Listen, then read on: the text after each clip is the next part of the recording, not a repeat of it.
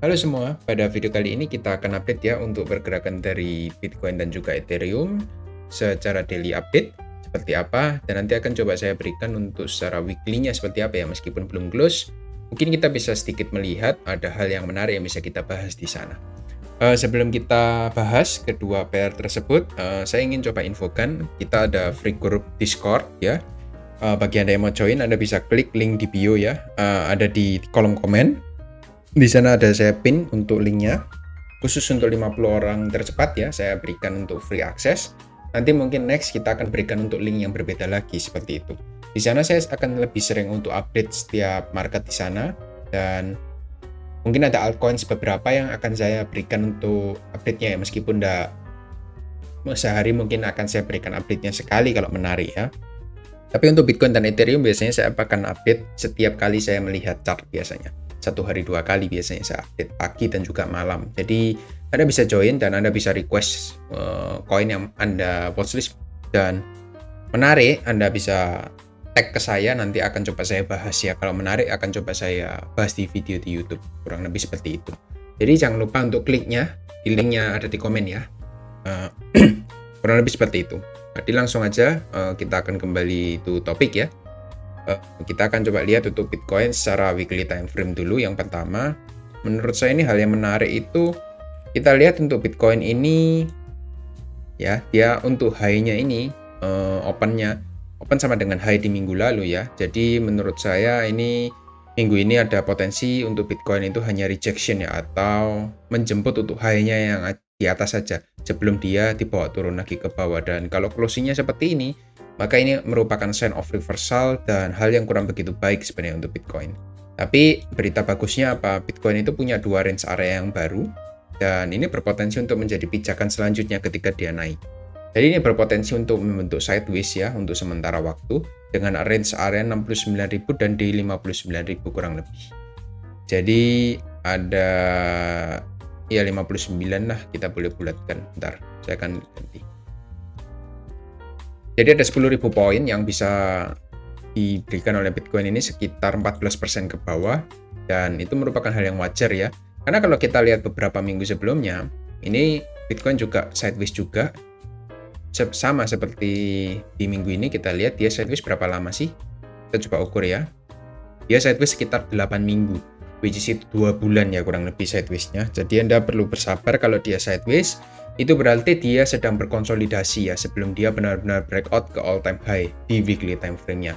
Kita lihat di daily sudah breakout all time high, tapi secara weekly close kalau kita zoom out lebih besar lagi, ternyata dia cuma fake out saja. Dia tidak mampu untuk close di atas 69.000.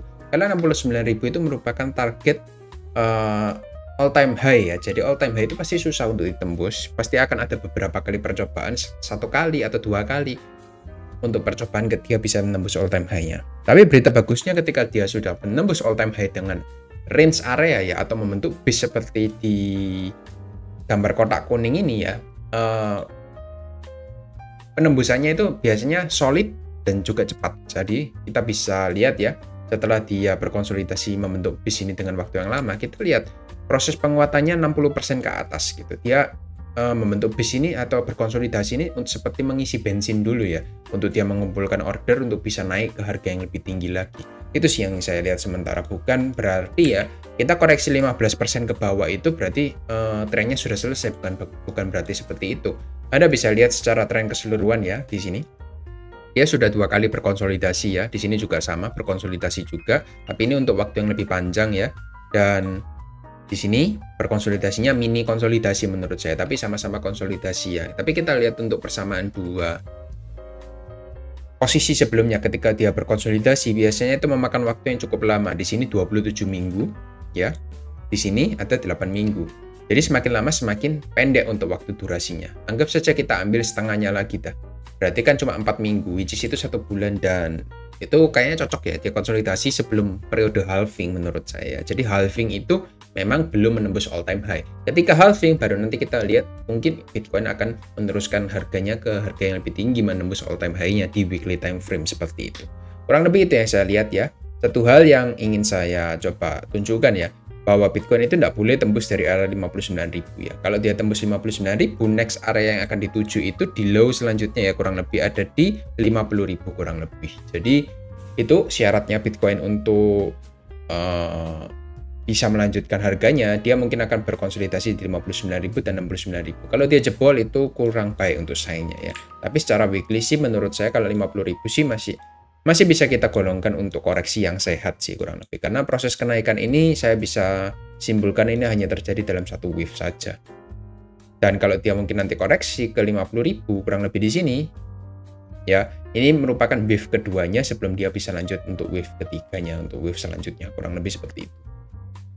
Jadi itu ya untuk time frame weekly-nya saya sudah jelaskan. Kalau di time frame daily sih, nih kalau kita bisa lihat ya, ini sebenarnya sudah berhasil jebol dari area mid trend line-nya ya, titik-titik garis ini. Ini cukup valid ya kalau kita coba lihat ya. Nah, ini ya, ketika dia naik, dia cukup valid dengan area mid trend line-nya, dia berkonsolidasi juga di sini untuk waktu yang lumayan lama ya, beberapa hari. Setelah itu dia langsung boom isi bensin, lalu naik lagi ke atas. Tembus area mid trend line-nya, dia tertahan lagi sekali, dia mencoba bertahan 2 kali dan ternyata gagal, dia close di bawah area mid trend line-nya. So, next area yang akan kita lihat, ini akan saya coba hapus dulu ya. Next area yang akan kita lihat, dia mungkin akan menuju ke 62.000. Jadi itu bisa menjadi area target yang Anda mark selanjutnya. Kurang lebih seperti itu ya, 62.000 juga masih masuk dalam area range pergerakan sideways-nya. Kurang lebih seperti itu untuk daily time frame. Kalau saya coba zoom out ke time frame 2 hari, di sini lebih terlihat jelas ya bahwa Bitcoin ini sudah membentuk reversal candlestick ya, seperti evening star ya. Atau kalau kita bisa lihat, di sini ada candlestick hijau yang membawa harga ke atas, lalu hari berikutnya indecisif atau market itu bingung menentukan arah apakah naik atau turun, dan di hari selanjutnya kita lihat ada bearish yang sangat tebal di sana. Jadi ini mengindikasikan bahwa market itu mungkin akan reversal dan istirahat dulu untuk sementara waktu. Kurang lebih seperti itu. Kalau kita lihat secara RSI pun dia sudah mulai resetting ya ke area netral, jadi ya hal yang cukup bagus. Masuk ke area netral tapi pergerakan harga hanya turun sedikit, itu hal yang lumrah menurut saya. Di sini pun juga sama ya, ketika dia sideways, dia juga reset dulu untuk RSI-nya sebelum dia melanjutkan harganya. Di sini juga sama juga, ketika dia sudah overbought, dia harus reset dulu, sideways dengan waktu yang cukup lama di bawah, baru dia naik lagi ke atas. Jadi RSI ini harus di reset dulu. Ketika dia mau naik, dia nggak bisa untuk selalu overbought ya, karena uang siapa yang mau beli, mereka yang beli dengan jumlah yang besar, mereka harus taking profit untuk bisa lanjut memompa harganya. Kurang lebih seperti itu untuk filosofinya. Semoga Anda bisa menangkap apa yang saya sampaikan di sini. Kalau untuk di daily time frame sih saya melihat ada bearish divergence ya yang cukup terlihat di sini, sudah ada menunjukkan bearish divergence. So mungkin kita akan lihat soon or later dia bisa koreksi ya. Targetnya juga sama untuk bearish divergence-nya ada di 62.000 sampai 60.000 lah, pulih 60.000 ini di mark juga. Jadi di dua area tersebut Anda bisa melakukan akumulasi kembali untuk Bitcoin bagi yang belum punya. Ini merupakan area yang cukup ideal ya, karena dari atas ke bawah ini sudah dikasih koreksi 15% gitu ya. Kalau kalian yang kemarin tanya-tanya, Bitcoin bisa kita koreksi sampai mana ya? Bisa sampai kita beli di mana? Nah ini jawabannya itu Anda bisa beli di area low channelnya. Ini bukan FOMO ya jatuhnya kalau Anda beli di sana. Lain ceritanya kalau Anda beli di harga 70.000, ini FOMO namanya gitu ya. Nggak ada alasan yang jelas kan Anda beli di sana. Dia sudah di upper channel, stop loss-nya bingung mau taruh mana. Tapi kalau di area 62.000 kan oke ya, 62.000 buy. Nanti kalau dibawa turun lagi gimana ya? Kita nanti buy lagi di sini di area next demand-nya di 52.000, 50.000 kita nanti next buy lagi. Jadi setiap area demand bisa kita lakukan akumulasi secara berkala. Kurang lebih seperti itu ya. Semoga membantu untuk Bitcoin-nya. Next kita akan bahas Ethereum. Untuk Ethereum di sini saya akan buka weekly dulu ya. Di weekly secara target sih all time high ya. Kita bisa lihat 4.645, 4.650 itu akan dicapai. Tapi untuk weekly di sini sih saya melihat ada rejection juga, tapi ini sebatas hanya konsolidasi sih ya. Berbeda dengan Bitcoin yang dia reject dari all time high-nya. Di sini sih nggak ada supply ya. Supply di sini sudah di take out juga. Nah, di area ini sudah di take out. Di area berapa ini? 3.500 lah kurang lebih. Ini sudah di take out, jadi saya bisa simpulkan dia hanya berkonsolidasi sementara. Sama seperti Bitcoin. Untuk weekly time frame, untuk range pergerakan areanya ada di sini 4000 sampai dengan low-nya lumayan jauh ya, di sekitar 3200 untuk low-nya. Jadi ada 800 poin yang bisa Anda manfaatkan di sana, sekitar 20% ke bawah. Kurang lebih seperti itu untuk pergerakan dari Ethereum ya, untuk weekly time frame-nya.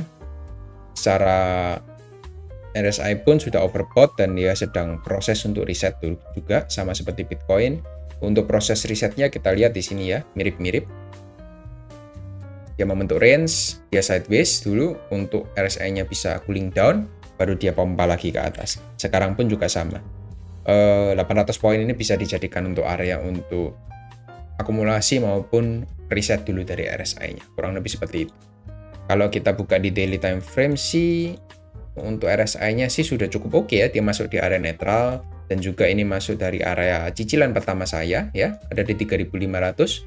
Saya sudah sering infokan untuk areanya 3,5 itu Anda bisa coba cicil lagi gitu. Ini boleh dicicil, nanti di area 3000 pun Anda boleh entry lagi gitu.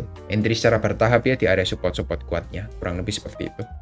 Dan ini area marknya yang saya catat di sini ya, ketika dia masuk dia langsung ada pantulan juga di sana. Jadi ya cukup oke lah, meskipun nanti kalau dia turun lagi ke bawah sih saya nggak begitu masalah ya, selama dia masih ada di area range-nya, kurang lebih seperti itu. Itu yang saya lihat dari Ethereum. Kalau saya buka di daily time frame sih ini sudah confirm ya, dia ada reversal ke bawah, pullback ya, itu sign of pullback. For the first time kita lihat dia close di bawah area high-nya yang terakhir ya, ini gambar silang ini dia sudah close di hari Sabtu kemarin. Confirm, jadi kita akan lihat soon or later juga sama untuk Ethereum ini bisa koreksi ke bawah. Mungkin untuk target koreksinya kita akan munculkan Fibonacci dulu ya, untuk bisa lihat untuk targetnya sih sampai mana ya.